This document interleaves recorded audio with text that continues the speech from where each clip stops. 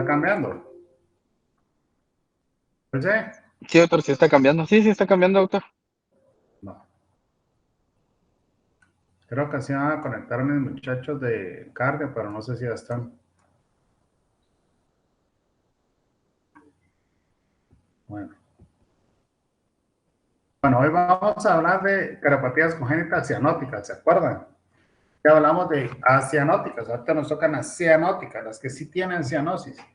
Afortunadamente, pues es un tercio de todas las cardiopatías, ¿se acuerdan de uno de cada 100? Eso solo es un tercio de todas las cardiopatías congénitas. Hay una gran diferencia entre cianótico, cardiopatías congénitas cianóticas y no cianóticas. La gran primera diferencia es que yo creo que se las mencioné al inicio de todo este ciclo de clases, es que los cianóticos, los residenciados cianóticos, siempre van a necesitar cirugía. Y lo que es peor, a algunos ni siquiera se les va a poder ofrecer cirugía por complejos, ¿verdad? Entonces vamos a tratar de ver los más, los más comunes, lo que vemos. Acuérdense ustedes que en el hospital vemos cosas rarísimas, ¿verdad? Entonces quizá lo que valga la pena primero es tener un concepto general de lo que es, o un buen concepto, o el concepto real de lo que es una cianosis, ¿verdad? Entonces vamos a ver cianosis, ¿verdad? Cianosis es la manifestación de hipoxia e hipoxemia tisular, eso es básicamente la cianosis. Usualmente con saturaciones menores de 85% con hemoglobina normal, pacientes con hemoglobina normal. ¿Por qué tiene que tener la hemoglobina normal, jóvenes? Eso es fisiología, no es, o sea, lo tengo que mencionar como la parte de cianosis. Porque si no podría ser una hipoxia anémica. ¿Qué manda? Porque si no calificaría como hipoxia anémica. No, no, no, no, no, no, no. Más, es por otra razón. ¿Por qué con saturaciones menores de 85% se va a hacer manifiesta a los ojos, digamos, del clínico? Pero ¿por qué con hemoglobina normal?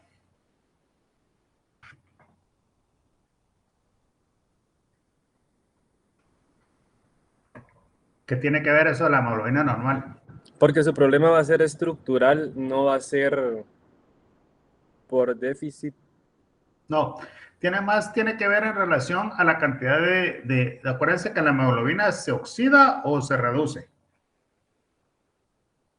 Desde el punto, eso es química, ustedes estamos leyendo a segundo básico, digo, a bachillerato, pero en la carrera creo que es primero o segundo de la carrera, ¿verdad? Depende de qué universidad sea, pero más o menos así. ¿La hemoglobina se oxida o se reduce? A la gran pregunta de química, mucho más básico no puede ser. ¿Se oxida, doctor? Exacto, ¿por qué? ¿Por qué se oxida? Porque, bueno, no sé si ahí tiene que ver la curva de disociación de la hemoglobina. Todo lo que capta un oxígeno se oxida y que lo pierde se reduce, ¿se acuerdan? Esa es una cosa en química, ¿o no? Sí. ¿Sí o no? Entonces está oxidada cuando tiene oxígeno, un oxígeno, ¿sí? Una molécula de oxígeno. Entonces, eso es, ¿por qué es importante que la hemoglobina normal? Porque va a ser saturaciones menores de 85% con por lo menos 5 gramos de hemoglobina reducida. Significa que 5 gramos de hemoglobina que no va a estar oxigenada, ¿sí? Que no van a poder tener captación de oxígeno. 5 gramos. ¿Cuánto tiene más o menos un recién nacido de hemoglobina en promedio? Eso es por aficio también.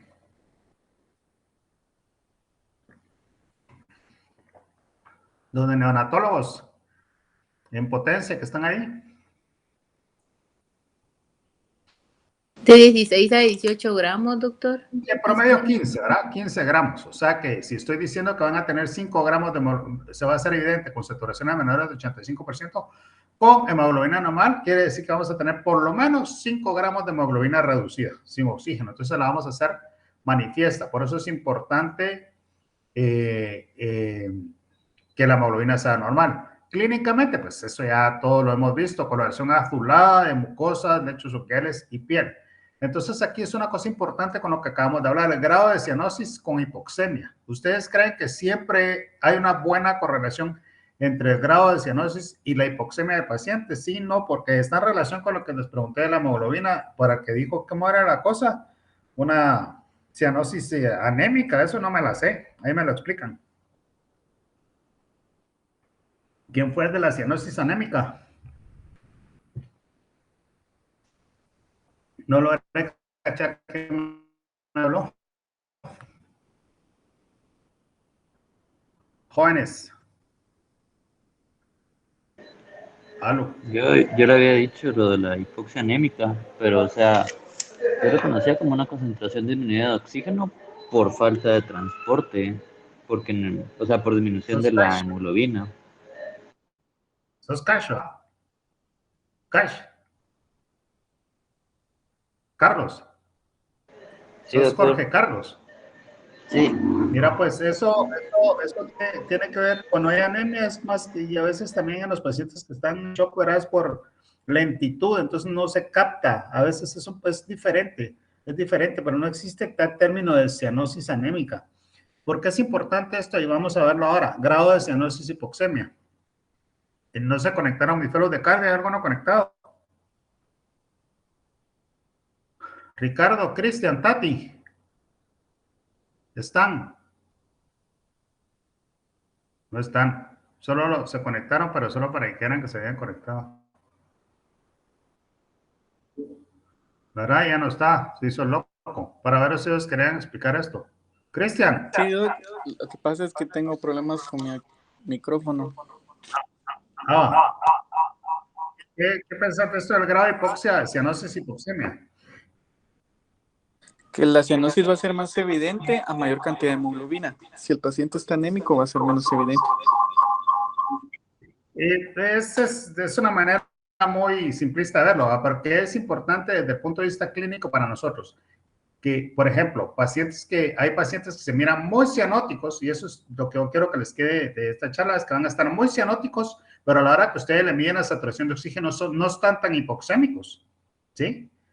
Y hay pacientes que no están tan cianóticos, pero cuando ustedes le miden la saturación están muy hipoxémicos, ¿sí? Entonces, eso tiene que ver con la cantidad de hemoglobina, por eso es importante esto, con hemoglobina normal. ¿Qué significa eso? Que un paciente anémico que ha perdido sangre por alguna circunstancia, especialmente recién nacido, una transfusión feto-materna podría ser, ¿verdad? U otras causas de sangrado. El paciente no se va a ver tan cianótico, pero cuando ustedes le miden la saturación de oxígeno va a estar muy hipoxémico, o en gases, inclusive venosos, ¿verdad? Contrario a un paciente que esté poliglobúlico, por ejemplo, que hubo una transfusión materno-fetal. Ese paciente va a estar muy cianótico, pero cuando ustedes le miden la oxemia no va a estar tan hipoxémico, ¿de acuerdo? Entonces, por eso es importante lo de hemoglobina, y por eso es que no me cabía ese concepto de cianosis anémica, ¿verdad, Cash? O sea, ahí no cabe eso. Entonces, nosotros tenemos que aprender, dicho esto de la definición ya de la cianosis, tenemos que saber que hay varios tipos de cianosis. La periférica, que todos los pediatras deberíamos de conocer y que lo hemos visto a través de nuestra formación, de hecho lo vimos de estudiante también cuando recibíamos recién nacidos en labor y partos, el vasoespasmo, ¿verdad? Los niños están cianóticos de extremidades, básicamente de las extremidades, casi nunca, y a veces pueden estar de los labios también. ¿Vamos? ¿Llegaste? Gracias, estoy en una clase. Qué bueno que llegaron. Ahí te hablo un ratito. Dios. Entonces, vasoespasmo, ustedes ven, eso es lo que se llama acrocianosis, ¿verdad? Eso es completamente fisiológico, es por hipotermia, hay vasoespasmo, y eso hace que los pacientes se manifiesten así. Realmente, si les miden la saturación, no van a estar hipoxémicos. Pero existen otras causas de cianosis periférica, hipoglicemia, ¿verdad? Que es frecuente ver en los recién nacidos. Los polilobúlicos pueden manifestarse como uno puede pensar que es una cianosis periférica, ¿verdad? Por hemoconcentración. Y acuérdense que esos pacientitos usualmente pues tienen algunas características como es postérmino, ¿verdad? Y gorditos, usualmente con un excelente peso al nacimiento, así son los niños poliglobúlicos, ¿verdad? Tienen, de acuerdo a lo que decía en los textos, es que parecen querubines, dice. Y vean ustedes, shock es una manifestación de cianosis, pero cianosis periférica.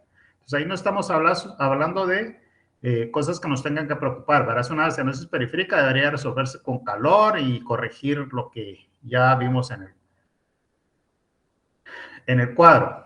Ahora veamos la cianosis pulmonar. La cianosis central, perdón, pulmonar, ¿verdad? La cianosis periférica son estas causas, la cianosis central son estas causas. Aquí es donde sí nos tenemos que preocupar. La cianosis central. Obviamente la primera causa es pulmonar siempre en recién nacido, ¿verdad? Todo lo que ya sabemos del síndrome de dificultad respiratoria tipo 1, tipo 2, tipo 3.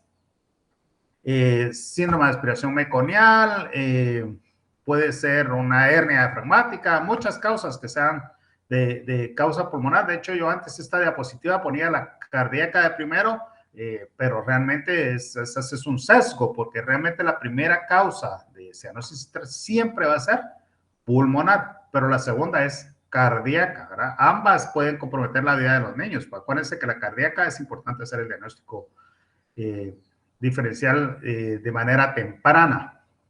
Sistema nervioso central. ¿Alguien me puede decir alguna causa de cianosis central de origen central? Sistema nervioso central. 2, tal vez. Que no deberíamos de ver ya en la actualidad con la gente entrenada y todo, aunque es cierto, nosotros tenemos un buen porcentaje de pacientes atendidos todavía por comadrona, pero en el hospital no deberíamos de ver eso.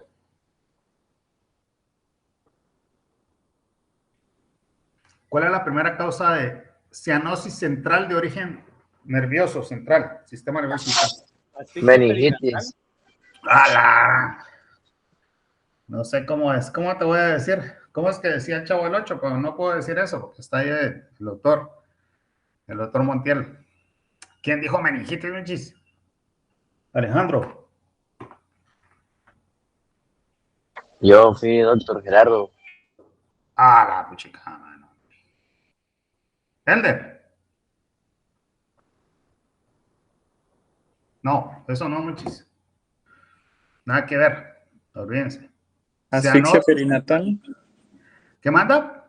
Asfixia perinatal. Por supuesto. Desgraciadamente sigue siendo la primera causa de cianosis central de origen neurológico, ¿verdad? Asfixia perinatal severa. Eso desgraciadamente sigue siendo, por eso les dije que en el hospital no debería, porque se supone que son, aunque salvando los pacientes que llegan de una vez y que no tuvieron ningún control, pero en teoría deberíamos de tener, son pacientes controladas, y que no deberíamos de nosotros tener asistidas por médicos, ginecobstetra, pediatra en la labor, no deberían haber niños asfixiados. Sobre todo por la carga que significan ese tipo de pacientes a largo plazo para los padres, ¿verdad? Unas parálisis cerebrales infantiles horribles, y es una cruz muy grande que le hace uno cargar a los padres cuando tienen eso. Entonces, esa es la primera, ¿verdad? Asfixia perinatal severa que no debería existir. Otra que ya les dio el doctor Montiel cuando les dio clases de neurología.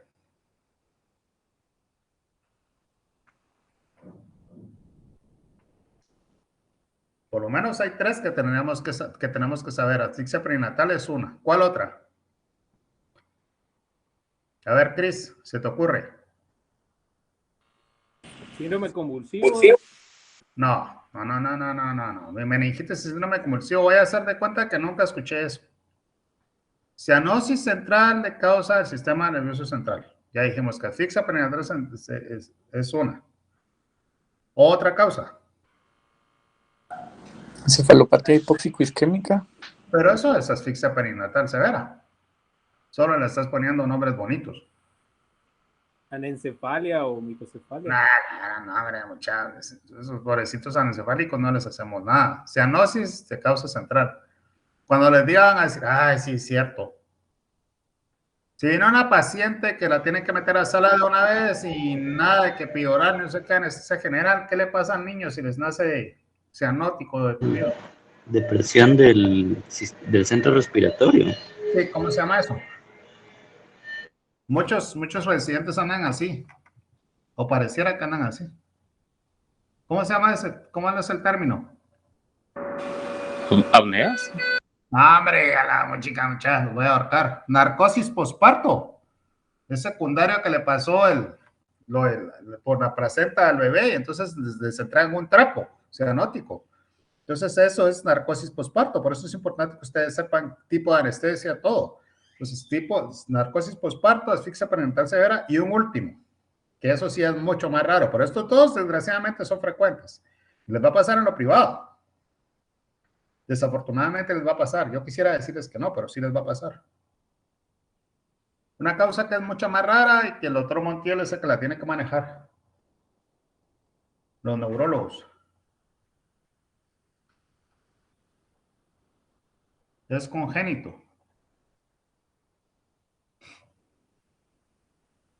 No han recibido todavía neuro ustedes, jóvenes.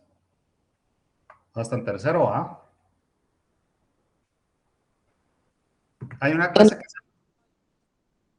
Ah, bueno, o sea, se las perdonamos, Paco.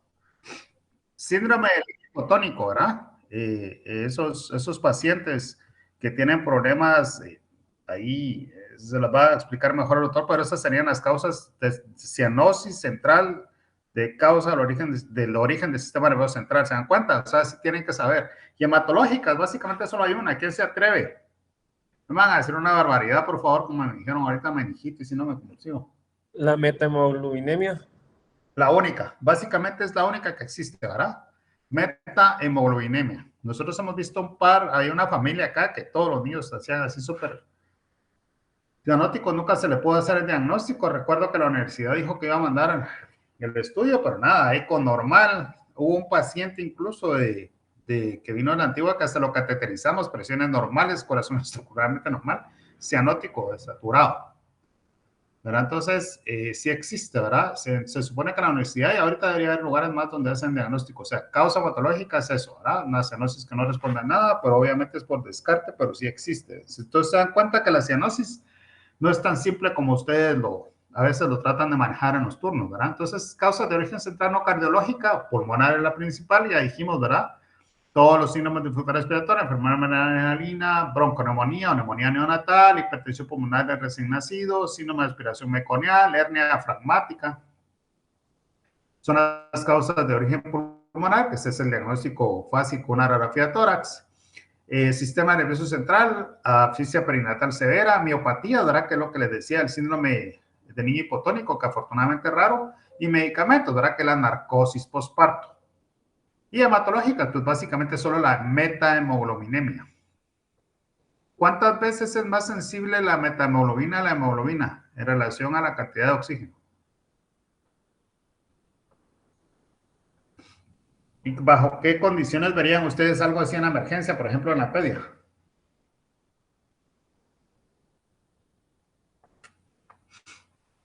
¿Cuántas veces es más afín al oxígeno, la metahemoglobina, que la hemoglobina?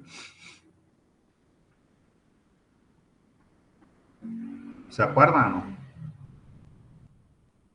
500 falta la molécula de oxígeno. Entonces, sus pacientes van a estar muy cianóticos. En la metamoglobinemia no hay mucho que hacer, ¿verdad? Entonces, ¿qué hacemos con un recién nacido cianótico? Primero, pues, tenemos que, si ya sabemos qué es la cianosis, tenemos que buscar la aproximación diagnóstica.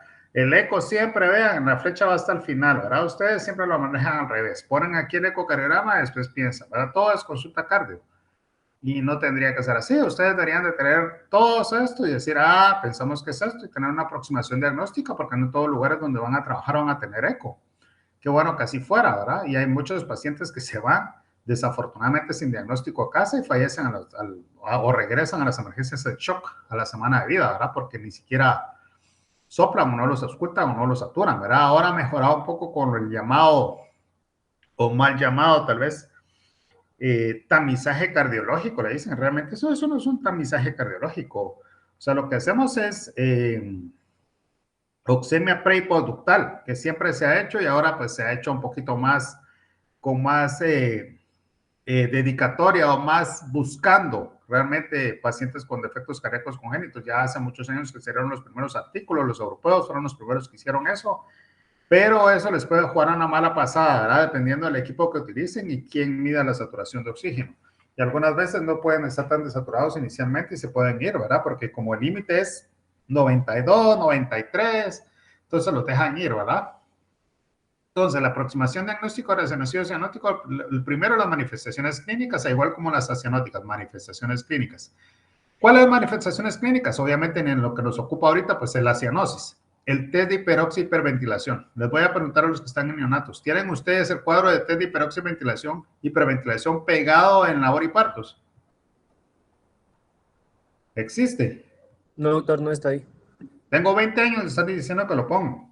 Y nunca los ponen. Yo les voy a comprar la cartulina. O es más, yo creo que se las voy a hacer y tal vez así lo pegan.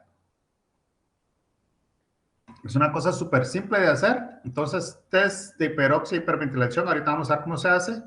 Radiografía de tórax, que también debería ser más rápido. Yo he visto en algunos turnos que se tardan 12 horas o más tiempo si no sirve el equipo portátil, especialmente si están en labor y partos, no les hacen la radiografía de tórax. Eso tiene que mejorar, ¿verdad?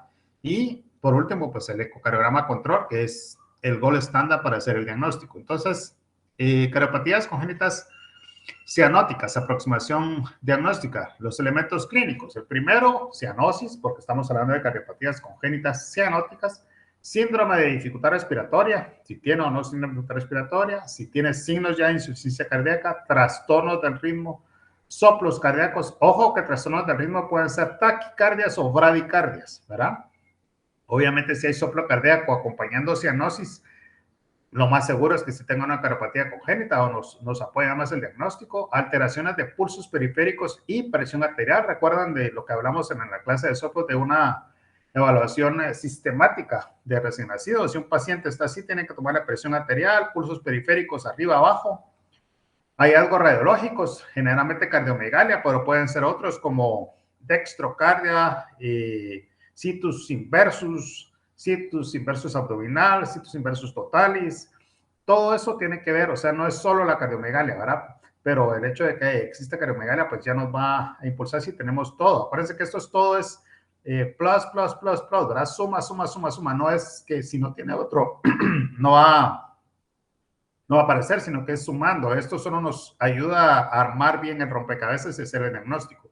Si el paciente tiene síndromes cromosómicos, metabólicos y o dismórficos, el chance de que tenga una cardiopatia congénita cianótica es mucho más alto también.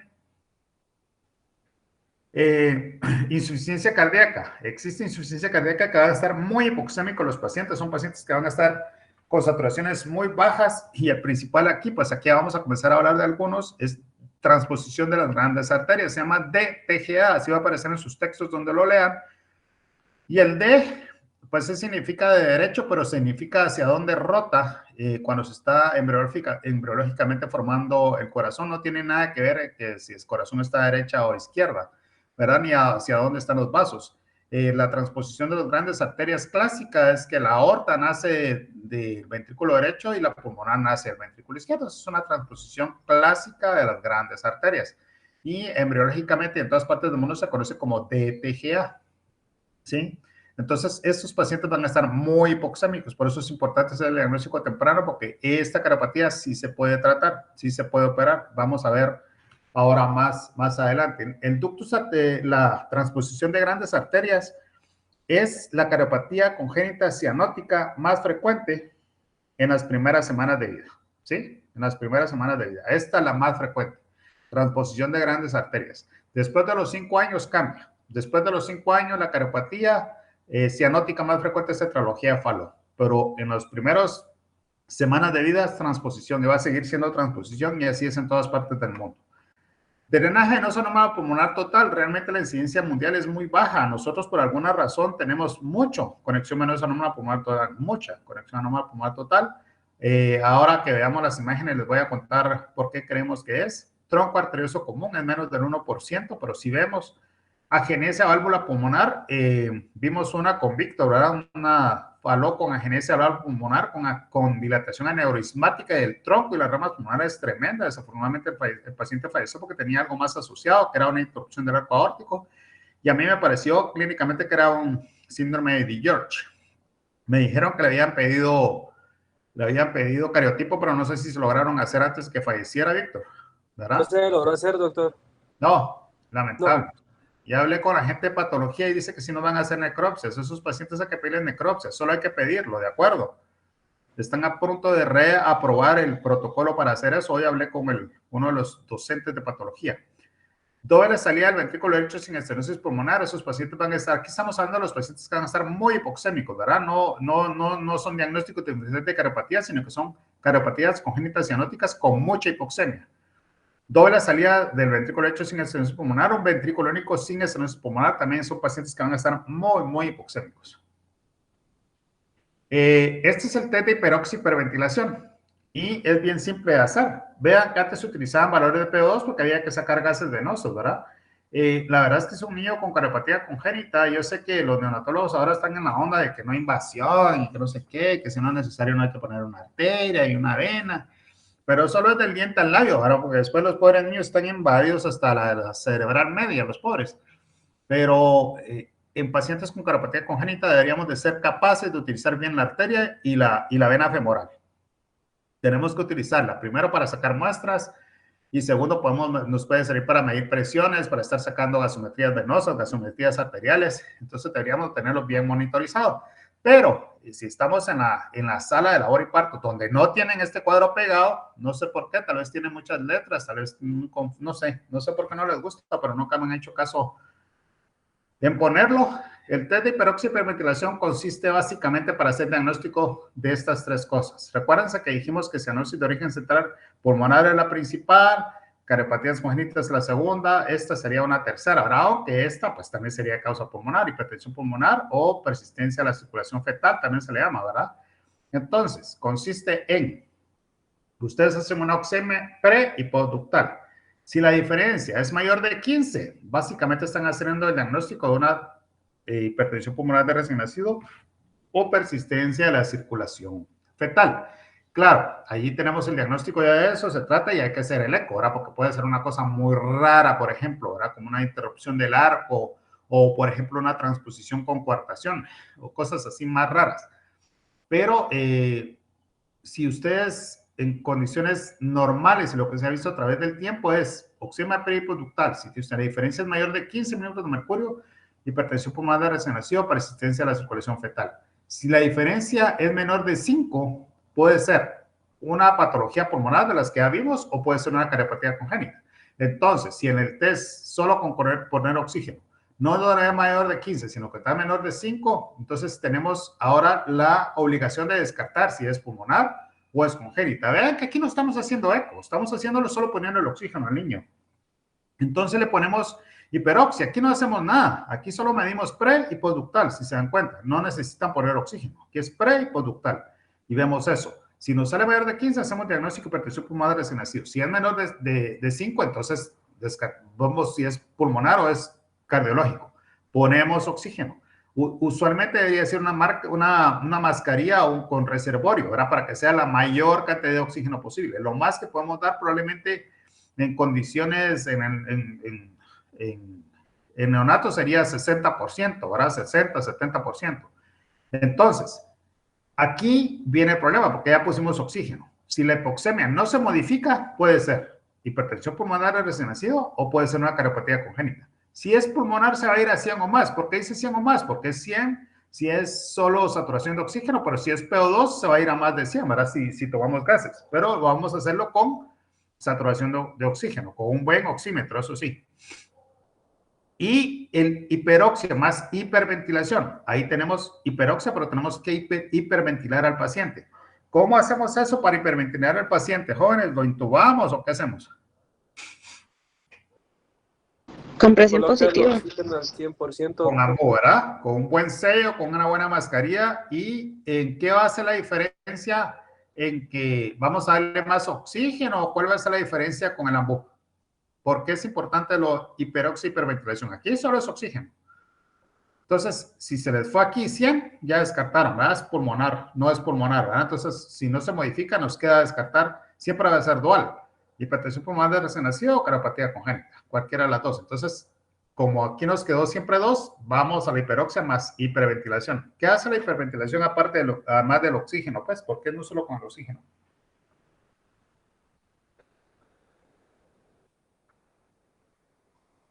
Deya, fuiste la que hablaste, ¿verdad? ¿O no? De Yanira.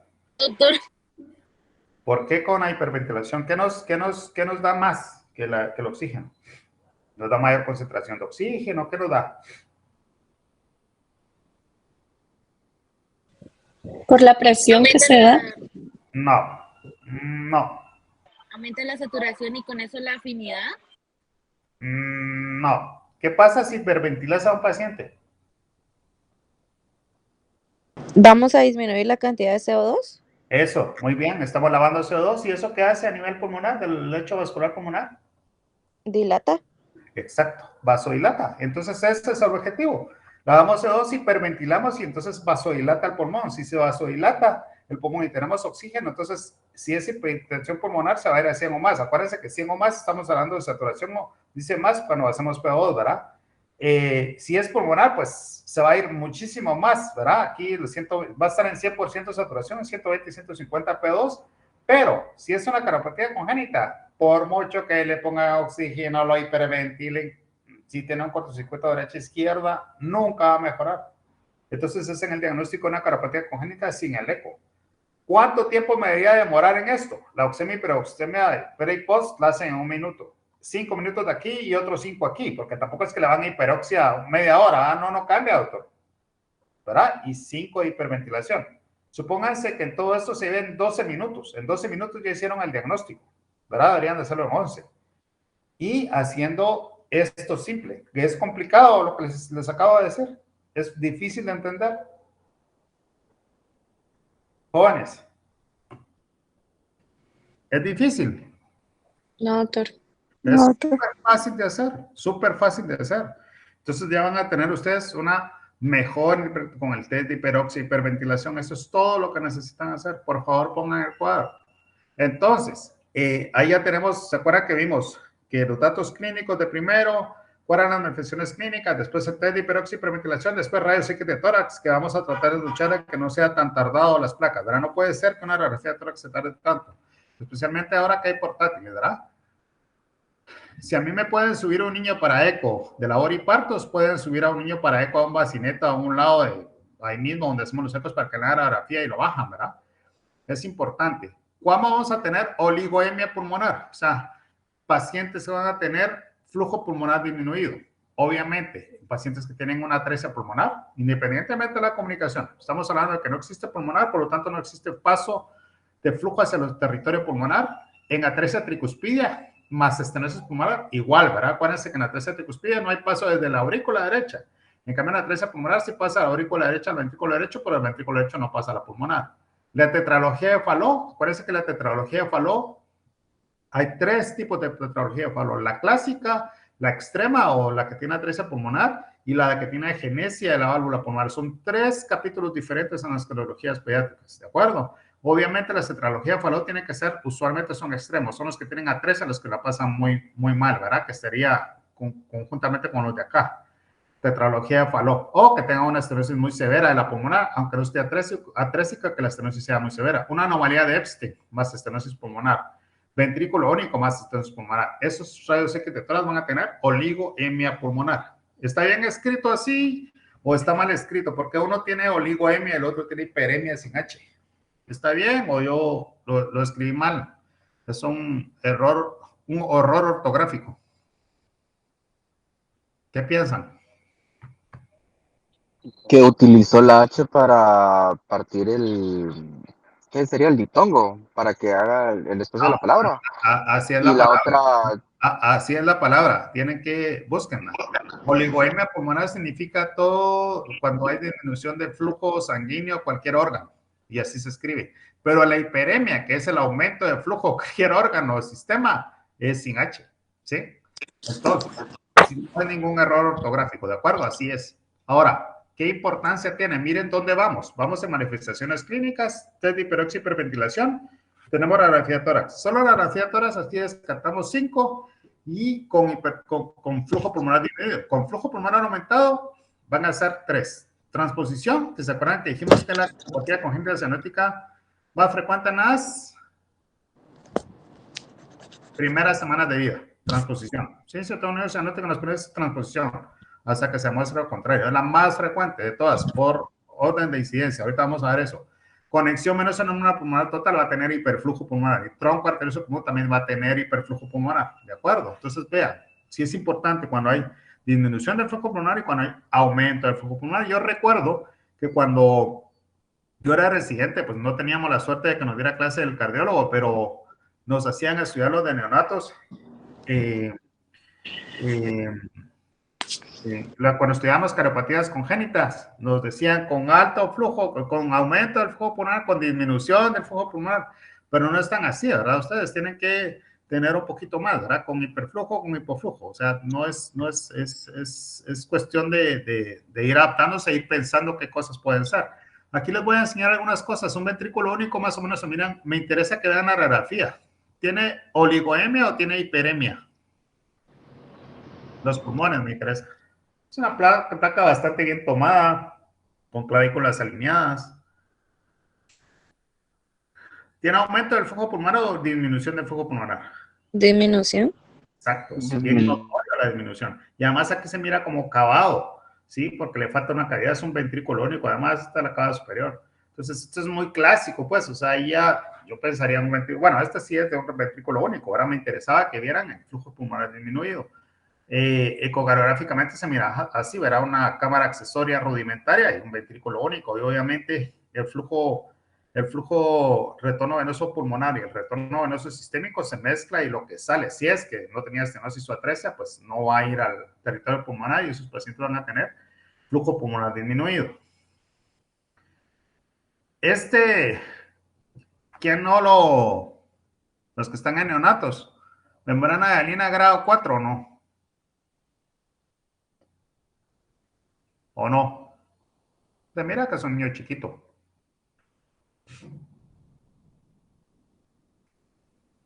¿Qué piensan de esa placa?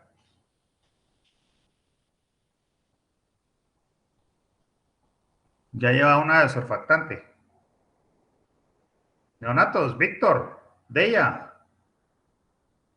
que son los que me acuerdo que están ahorita en neonatos. Pienso que tiene aumento del flujo pulmonar, doctor. O sea, si te vas con no te vas con una membrana de hialina, no le tratamos membrana de hialina. ¿O sí sería diagnóstico diferencial? Podría ser un diferencial. ¿Y el corazón? ¿Tiene microcardia o qué? Me hicieron una consulta, por cierto, hace 2 semanas, porque el corazón estaba chiquito.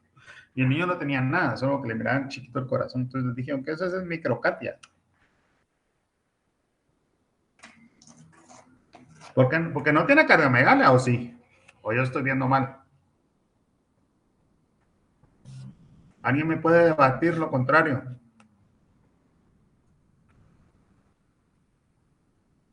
Jóvenes. ¿Tiene cardiomegalia o no tiene cardiomegalia? No pareciera, doctor. No, está chiquito el corazón. De verdad está chiquito. Ese índice carotorácico va a estar. ¿Y entonces? ¿Por qué tienes el flujo pulmonar aumentado o es membrana de hialina?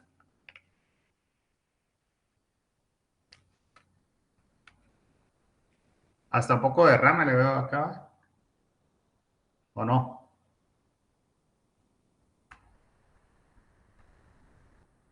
Tienen que tener cuidado con esto, ¿verdad? Segurísimo que ustedes lo hubieran tratado como una membrana de hialina de 3-4, más 4 que 3. Porque no hay cardiomegalia, el paciente no les iba a mejorar nunca. Esto desafortunadamente es una conexión venosa normal pulmonar total infracardíaca, pero es que no tiene cardiomegalia, es infracardíaca.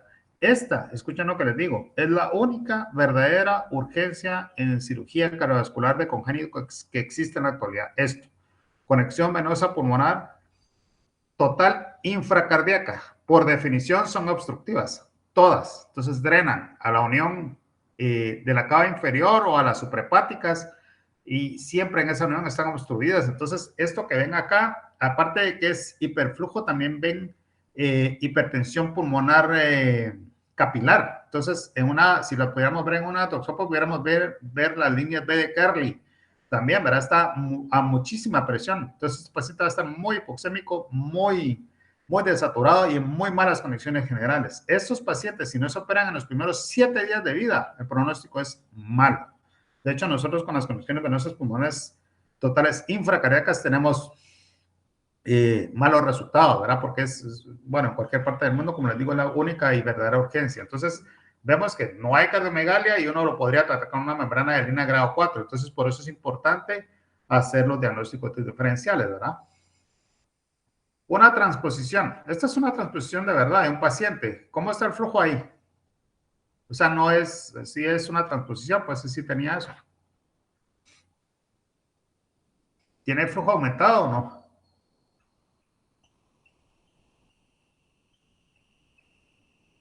Sí tiene, ¿verdad? Tiene hiperflujo. Pero una cosa importante, esta la pongo a propósito, tiene un poquito de cardiomegalia, el índice cardiotorácico, pero no está tanto. ¿Qué cosa importante? Cuando uno lee los textos, dice que una transfusión de grandes arterias, y de hecho me hacen consultas así, porque los jefes les dicen es que tiene forma de huevo, está ovalada la imagen cardíaca, ¿verdad? Entonces, en los textos en inglés y en español aparece como que dice que un huevo colgando de un hilo, así dice, ¿verdad? Y en inglés igual. ¿Por qué? Porque hay un porcentaje de pacientes que se asocia a genesia del timo, pero eso es un pequeño porcentaje de pacientes. Entonces, no nos vayamos también por las formas típicas que tienen que verse en la radiografía, ¿verdad? Entonces, este sí tiene una transfusión y sí tiene hiperflujo pulmonar desaturado y todo. Esto, pues obviamente, si ven esto, si no hacen el diagnóstico, ya no sé, pues, ya no sé. Nos mandamos a cantar con Stevie Wonder y José Feliciano. ¿Sí los conocen o no? ¿Cuál era la característica de esos dos cantantes? Jóvenes. Que eran ciegos. Eran ciegos. Eran ciegos. Si no miran, esos están ciegos. Entonces, esto es una cardiomegalia extrema, se podría decir, ¿verdad? Es una anomalía de Epstein. Desafortunadamente, la anomalía de Epstein en los pacientes es muy mal pronóstico, especialmente si está asociada a hipertensión, que siempre lo está. Lo grande del corazón puede hacer que exista aplastamiento, compresión de los bronquios, ¿verdad? Y derramas pulmonares, entonces les va muy mal a esos chicos. Vean la lateral, es todo corazón, miren lo único que se ve de pulmón. Entonces la radiografía tórax es bien importante, ¿verdad? Bien importante. Eso es una verdadera anomalía de Epstein. Bueno, entonces, ¿qué hacemos con el resonación cianótico? Ustedes ya hicieron se fueron por lo clínico, test de hiperventilación, rayos X de tórax. ¿Se dan cuenta? Solo ahí hicieron el diagnóstico. Nosotros no hemos llegado todavía a hacer el eco. Sí, esto ya lo hicieron ustedes, porque son bien pilas. Entonces, si tienen un niño con cardiopatía congénita, siempre hay que hospitalizarlo en UTI. Siempre hay que hospitalizarlo en UTI. Por favor, nunca hagan lo contrario, ¿verdad? Dejarlo por ahí. Si sospechan que tiene una cardiopatía congénita cianótica, ¿verdad? Tiene que ir, ahora que hay 2 altos, ¿verdad? A un alto. Y después vemos, ¿verdad? Han existido tragedias terribles en nuestro hospital con un niño, por ejemplo, que fue el niño del año, de esos que premio Prensa Libre. Salieron los colegas ahí, los obstetras y el pediatra que estuvo, que ganó la mamá, que no sé qué, que en el minuto no sé cuánto, y al otro día fallece el niño del año. Tenía una cardiopatía congénita cianótica, ¿verdad? Y se murió. Entonces, tienen que tener cuidado con eso, ¿sí? Tienen que tener cuidado con eso. Si hacen la sospecha de una cardiopatía congénita cianótica, hay que hospitalizarlo en intensivo, ¿sí? No tiene que ir a ningún otro lado que no sea intensivo. Las medidas generales, una radiante incubadora, que eso ya lo saben ustedes, obviamente, ¿verdad? En el módulo térmico. Eso que les decía, vía venosa y o arterial. Tenemos que aprovechar las venas y las arterias del ombligo. Monitoreo cardiorrespiratorio, ¿verdad? Todo lo monitor que le pueden poner una vez que tenemos las vías. Saturación de O2 y o gasometría arterial, depende si tienen vía o no. Obviamente, si van a estar en el monitor, vamos a tener monitorizado el oxígeno, la saturación de oxígeno frecuentemente, la presión arterial igual, puede ser invasiva o no invasiva. Oxígeno, ¿verdad? No hay que satanizar el oxígeno, ¿verdad? Ojo que dije satanizar, ¿verdad? No satinizar, ¿cómo es que decíamos? Satanizar, pero eso no existe, esa palabra, a ustedes, eso es desinfectar. A ustedes tal vez sí lo satanizaron, pero de otra manera, eso ya tiene que ver con el cachú. No hay que satanizar el oxígeno, satanizar el oxígeno porque sí necesitan, ¿verdad? Si ustedes tienen pacientes que se están tornando menos de 40, ese paciente va a estar muy mal. Ventilación mecánica, la ventilación mecánica nos permite, primero, pues disminuir el trabajo respiratorio. Segundo, manejar nosotros cuánto queremos tener de CO2, ¿verdad? Si queremos lavar CO2 o queremos que retenga un poco de CO2 en los pacientes que tienen hiperflujo pulmonar, pues que retenga un poquito, ahora para que no exista tanta vasodilatación pulmonar, y en los que tienen hipoxia y con poco flujo, pues tratar de lavarlo para que exista como para que exista vasodilatación. La corrección ácido-base es bien importante. Tratamiento de la insuficiencia cardíaca si existiera con aminas y prostaglandinas. El problema que nosotros tenemos es que en el hospital no hay prostaglandinas. Yo tengo 20 años de estarlo pidiendo en los POA, no hay. Bueno, no hay que sentirse mal. En Unicar, que es la unidad de cirugía cardiovascular de Guatemala, es el único lugar donde se operan niños en Guate, pues creo que no hay todavía, ¿verdad, Cristian? O ya consiguieron. Pasamos meses sin prostas. Ay, doctor, pero poco. Entonces, terrible. Ustedes saben que en un tiempo utilizábamos unos Caberjet, se llamaban. No sé si, bueno, ustedes no, probablemente no saben para qué se utilizaba eso.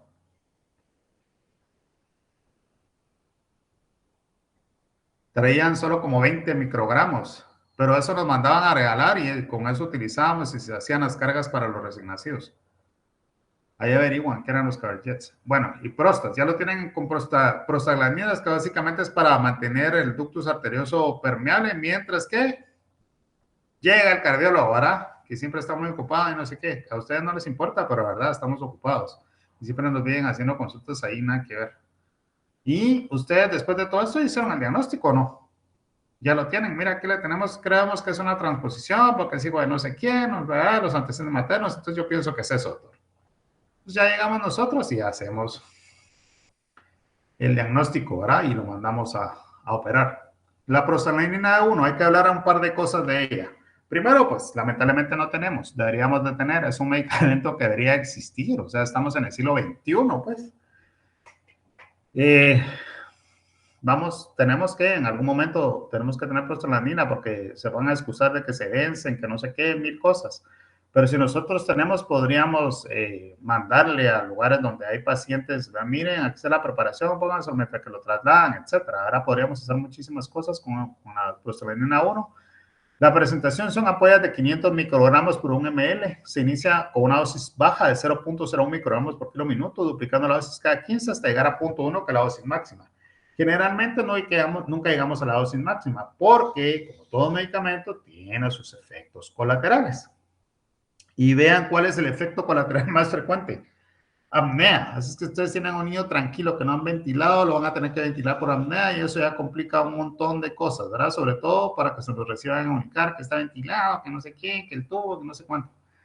Mil cosas. Pero ahí Cristian nos va a hacer UPAs y nos lo va a recibir.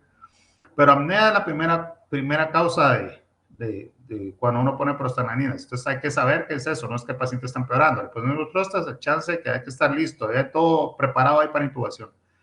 Puede producir vasodilatación cutánea, puede producir fiebre, ¿verdad? Y aquí es otra cosa importante. Si verás sala de operaciones o cateterismo, pueden pensar que es porque tiene algo infeccioso y realmente puede ser porque tiene infusión de prostaglandinas. Hay que tomarlo en cuenta. Puede producir bradicardia, ¿verdad? Puede producir obstrucción gástrica. Entonces, paciente empieza con signo de sospecha de NEC y ya no lo llevan a ningún lado, ni a cateterismo, ni a cirugía. Entonces hay que ver si se disminuye la frecuencia, hay que ver el estado general del paciente. Y acuérdense que el intestino ya está sufriendo con la hipoxia y todos los cambios hemodinámicos que hay por todo lo que estamos haciendo nosotros con ventilar las soluciones y todo. Aquí bradicardia, pues debería entrar aquí en arritmias, pero se refiere a que aquí puede ser bradicardia, parecía aquí se refiere un poquito más a taquicardias, puede provocar edema, convulsiones, hipotensión, diarrea y hasta síndrome de coagulación intravascular diseminada. Entonces, por eso es que nunca llegamos hasta 0.1 microgramos, tratamos de manejarlo a la mitad, ¿verdad? A la mitad de esto, ¿verdad? Nunca llegamos al 0.1. Esos son los efectos secundarios de las prostaglandinas. Ahora quiero enseñarles qué es lo que pasa con las cardiopatías congénitas cianóticas más frecuentes en el recién nacido. La transposición representa de todas, ¿se acuerdan que dijimos, verdad? 1 por cada 100 recién nacidos vivos. De ese 1 de cada 100, 2 tercios son acianóticas y 1 tercio son cianóticas, que es lo que nos ocupa ahora en esta charla. La transposición de grandes arterias es la cardiopatía congénita cianótica más frecuente en los primeros meses de vida. Representa el 7%. Esto es en promedio cuando revisen ustedes en sus textos lo que vayan a leer. Tetralogía Fallot, 8%, muy parecido. Solo que esta es después de los 5 años de vida la más frecuente, la Fallot. ¿De acuerdo? No significa que no pueda existir, pero la primera causa es transposición y después es Fallot. Hipoplasia del ventrículo izquierdo, 7 a 9%. Hay publicaciones que dicen que hasta el 13%, ¿verdad? Especialmente en los Estados Unidos, donde hacen mucho de síndrome de corazón izquierdo hipoplástico. La atresia tricuspidia, menos de 3%. Tronco arterioso común, 1.2%, ¿verdad? Conexión venosa, esto es drenaje venoso, pero es conexión venosa no pulmonar total, es 1%, lo que les mencionaba, de que es baja, pero nosotros tenemos más, por alguna razón, probablemente sea tenga que ver con los herbicidas, ¿verdad? Anomalía de Epstein de 1 a 2%, rara también, ventrículo 1 de 1 a 1.5%, doble salida de ventrículo derecho 1.5%. Y acá vean lo que pasa con la mortalidad durante el primer año de vida si no se operan. Aquí hay varios. ¿Se acuerdan que esto les mencioné? Fueron los que hicieron cuando vimos las cardiopatías congénitas cianóticas, que vimos CIB, ductus, CIA. Son los mismos que hicieron eso de la historia natural de las enfermedades. Fueron miles de casos. Y vean ustedes que la transfusión de grandes vasos, clásica, ¿verdad? En el primer año de vida, si no se opera, McMahon dice que 92% se mueren. Carlin dice que 90% se mueren. Hale and Smithles dice que 89% se mueren. O sea, en promedio, 90% de los niños en el primer año de vida, si no se operan, van a fallecer con transfusión de grandes arterias.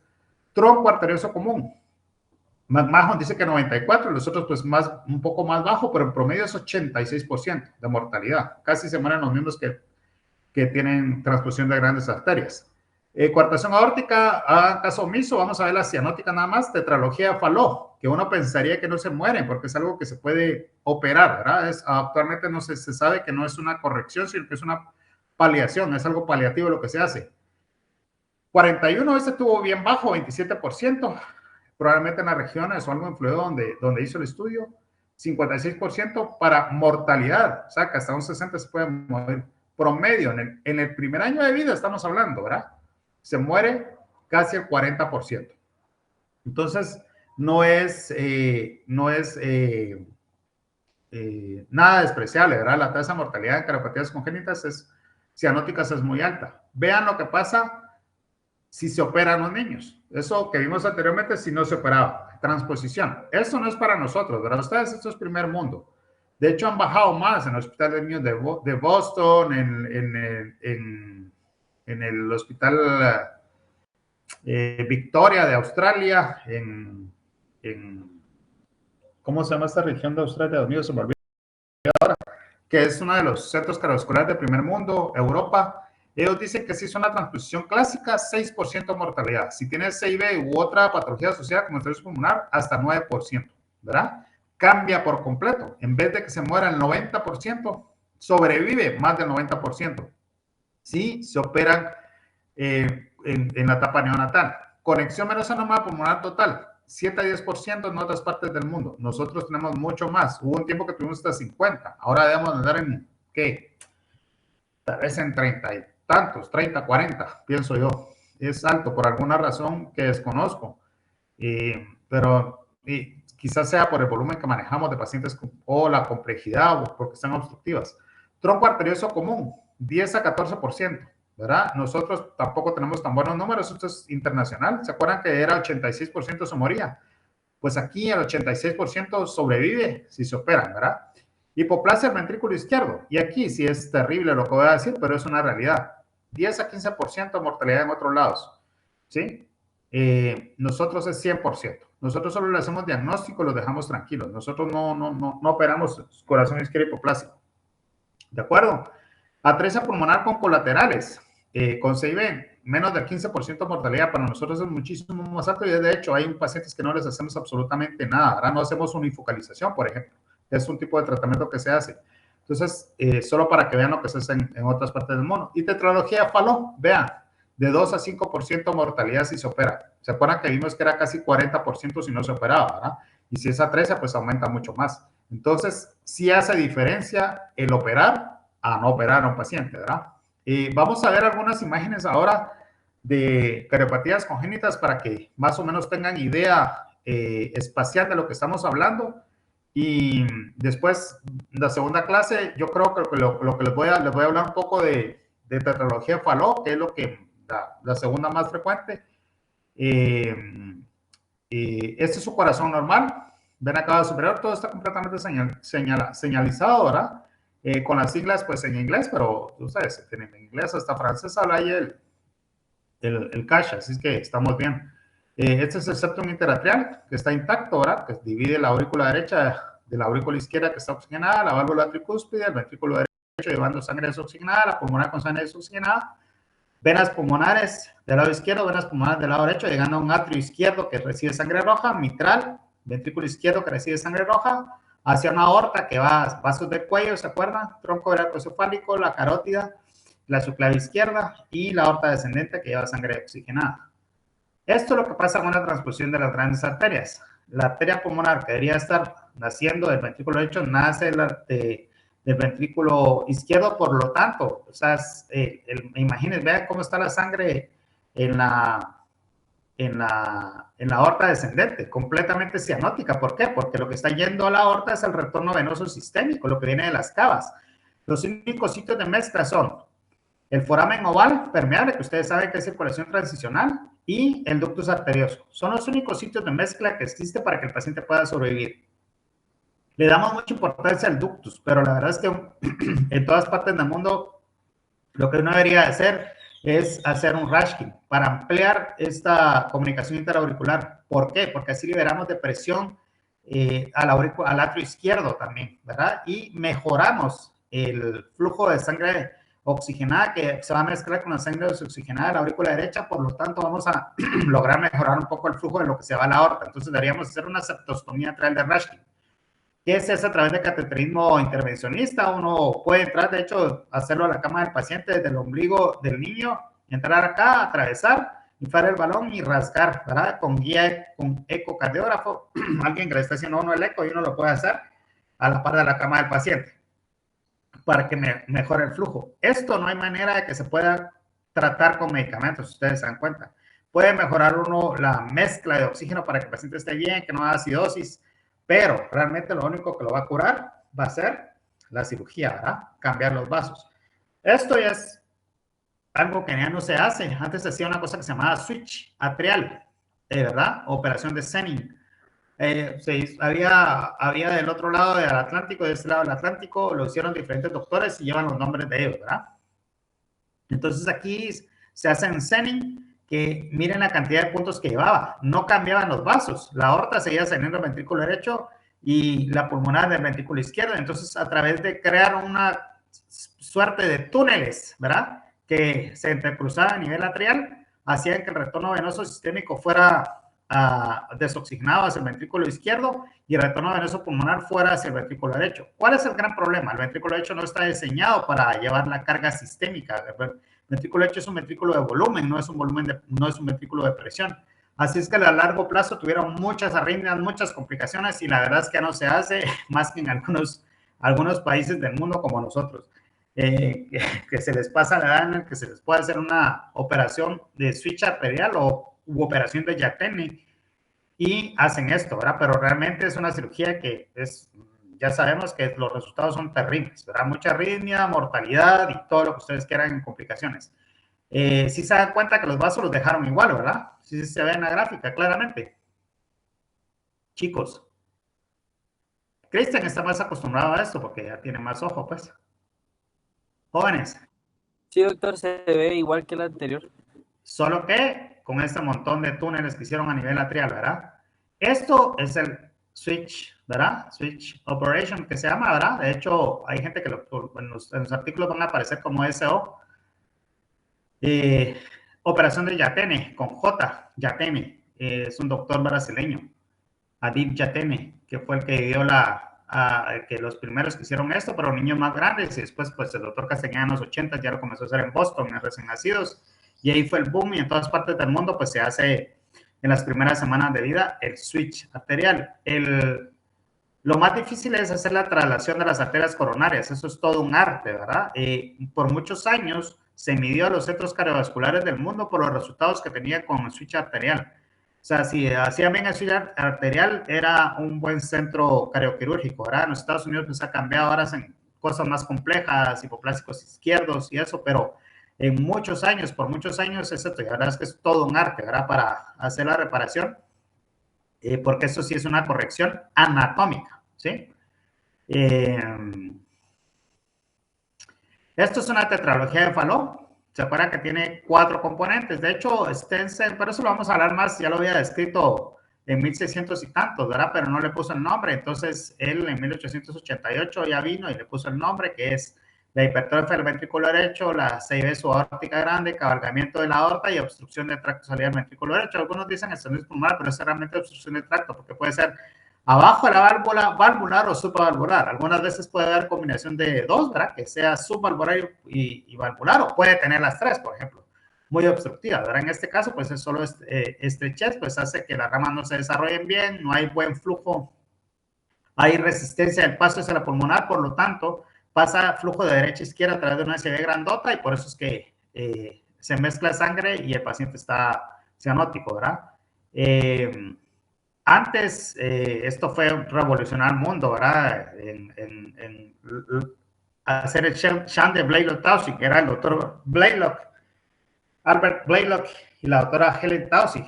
Lo interesante de la doctora Helen Taussig era que utilizaba audífonos, porque tenía problemas auditivos y era una excelente cardióloga de niños, era para auscultar y desde el punto de vista clínico también. Lo hicieron la primera vez en Johns Hopkins, y les comenzaron a enviar de todas partes de los Estados Unidos y de todas partes del mundo. Entonces los niños cianóticos, muchos se salvaron, los baby blues se salvaron con esto, con este shunt, haciendo una conexión entre la subclavia derecha y la rama pulmonar derecha. Eso hacía que la cianosis disminuyera y que el paciente por lo menos pudiera crecer, ¿verdad? Ya después ya comenzaron a hacer, pero estamos hablando que esto fue 50, ¿verdad? Johns Hopkins. Entonces, esto salvó muchas vidas. Todavía se hace en algunos sitios paliativo. Aquí no se hace Blalock-Taussig porque al doctor Castañeda no le gusta. Por lo tanto, los cirujanos de acá no hacen Blalock-Taussig. No saben hacer Blalock-Taussig. Hacen fístulas centrales o otro tipo, pero no hacen Blalock-Taussig.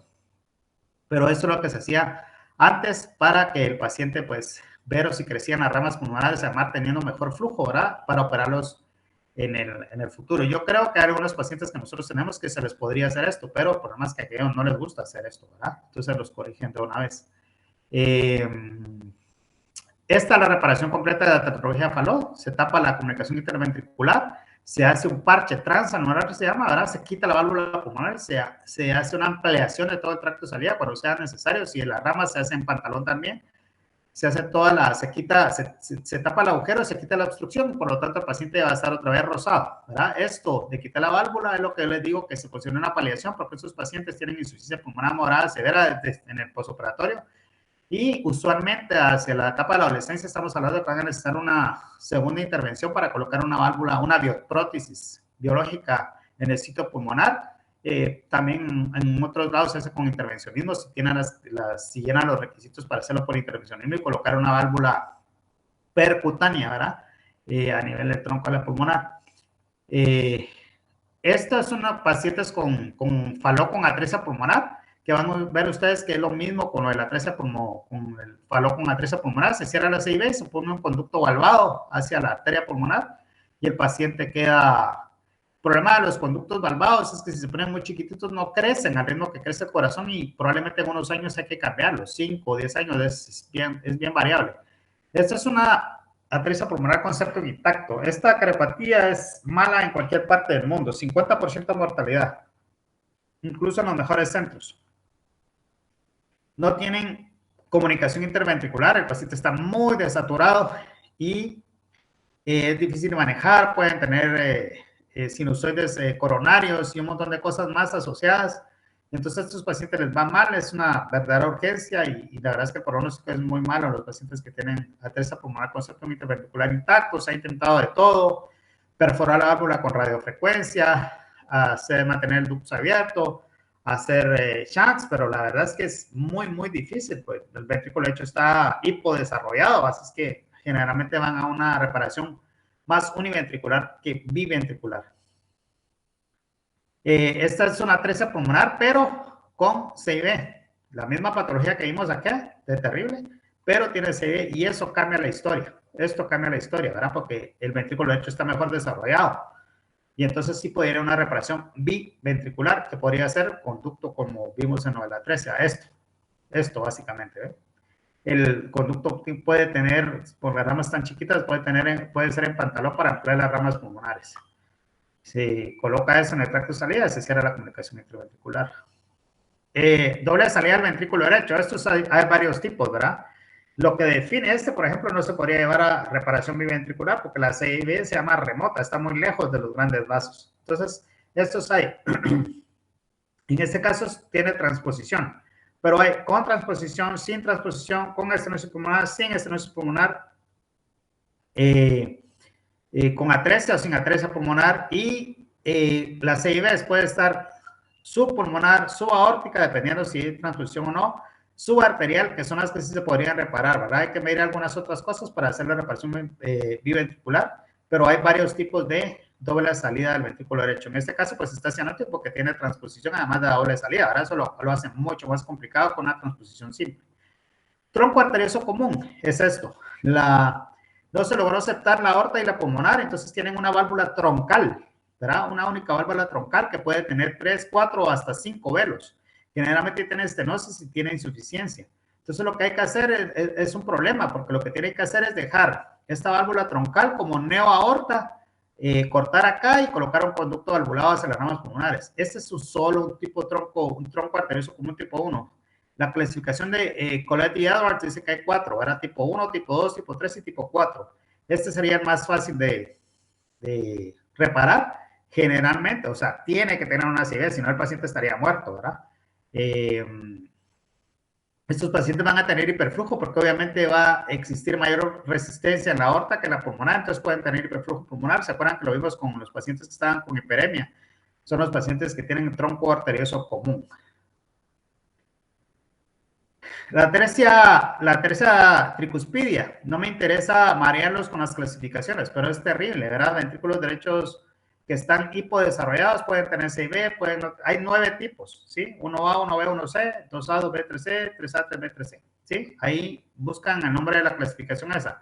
No vamos a hablar de los 9 tipos. Lo que quiero que vean es lo terrible que está todo desaturado, ¿sí? Porque el único sitio de mezcla aquí es la comunicación interauricular. Igual se le podría hacer un Rashkin, lo que necesitamos es que exista una buena mezcla a nivel interatrial para que lo que salga hacia la aorta esté mejor saturado, no bien saturado, sino que mejor saturado. Una cosa importante, estos pacientes no van a reparación biventricular, estos van a paliación, a reparación de ventrículo único. De hecho, las primeras reparaciones que hicieron de Fontán eran esto, ¿verdad? Un buen ventrículo izquierdo, y por eso se adaptaba mejor probablemente, porque es un ventrículo izquierdo que está acostumbrado a llevar la presión del ventrículo derecho, y dejaban fuera, ¿verdad? Bypaseando el ventrículo derecho, que realmente no servía de nada, porque una cámara chiquitita.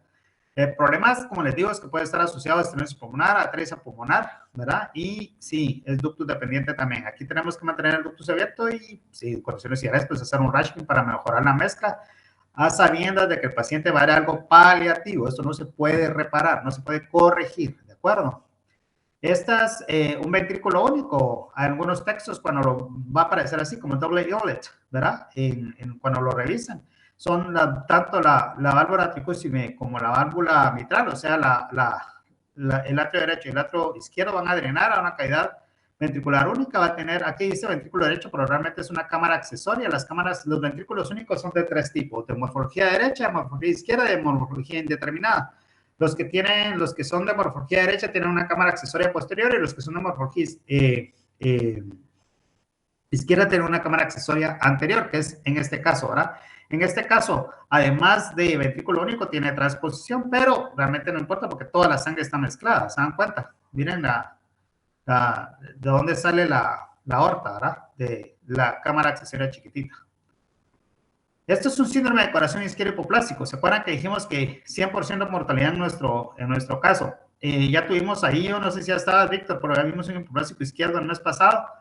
Y es esto, ¿verdad? Tenía 2 milímetros de la aorta ascendente, tenía atresia aórtica, una virtual atresia mitral, un ventrículo izquierdo muy chiquitito, rudimentario, un ventrículo derecho grandotote, obviamente un tronco arteriopulmonar gigantesco con un arco ductal, ¿verdad? Un ductus grandote, un arco ductal, y no se veía nada que hubiera flujo hacia arriba. Por eso es que el niño estaba terriblemente muy mal saturado arriba y se acuerdan que abajo saturaba bien. No sé si lo voy a Danira, no me acuerdo quién llevó a este niño con hipoplásico izquierdo. Este es un hipoplásico izquierdo extremo. Lo que tendríamos que hacerle sería un Rashkin, se puede hacer hay varios tipos, ¿verdad? Estos niños se pueden tomar hasta 3 o 4 cirugías en el primer año de vida. Esta es la operación de Norwood. Esto es lo que tendríamos que hacer con esa paciente, vean, cirugía de Norwood. Aquí no hacemos Norwood, nunca se ha hecho y no se va a hacer, ¿de acuerdo? Entonces, hay una ampliación, ven que quitan el septum interarterial, ¿sí? Y vean que como no existe aorta, imagínense eso, ¿verdad? Vería uno que es incompatible con la vida. No existe aorta, solo tenemos un ventrículo derecho grandotote, un ventrículo izquierdo que puede ser útil o no puede ser útil. Lo que hacen es convertir la pulmonar grandota en neoaorta. Y esto va a hacer, hacen todo esto que está acá, imagínense la cantidad de puntos que lleva, para que drene hacia la aorta, cortan el tronco de la arteria pulmonar queda suturado completamente y el flujo de los pulmones se los dan a través de este shunt, ¿de acuerdo? Han habido otras modificaciones, hay un doctor japonés de apellido Sano, que no es que porque sea muy sano, sino porque es su apellido, y entonces ahora se llama cirugía de Norwood Sano. Nosotros, insisto, nosotros no hacemos esto. Y esta es la primera cirugía, después va un Glenn, después va un Fontan, y si necesita algunas otras cosas, alguna cosa extra, va a tener otra en el camino. O sea, 3 o 4 cirugías en el primer año de vida. Nosotros no hacemos esto. No hemos hecho ni vamos a hacer. Esta es una conexión venosa pulmonar total. Aquí quiero que se fijen bien. Tienen vena cava superior, vena cava inferior, atrio derecho, una comunicación interarterial, pero vean la aurícula izquierda chiquitita, ¿sí? Y las venas pulmonares, en vez de entrar a este atrio izquierdo, se acuerdan que estas deberían de entrar acá y estas acá, están conectadas las venas derechas hacia un conducto colector que está ahí atrás en rojo, las venas izquierdas también hacia ese conducto colector, eso se llama conducto colector, y eso hace que tenga esta vena que la gente le dice vena vertical, a mí me gusta decirle vena emisario, porque es la que lleva, ¿verdad? En este caso es un drenaje venómano pulmonar total o conexión venosa venómano pulmonar total supracardíaco. Las venas que están drenando atrás del corazón a este conducto colector drenan a través de esta vena emisario hacia la vena inominada y nuevamente hacia donde está toda la sangre desoxigenada. Entonces, todo el sistema está desoxigenado.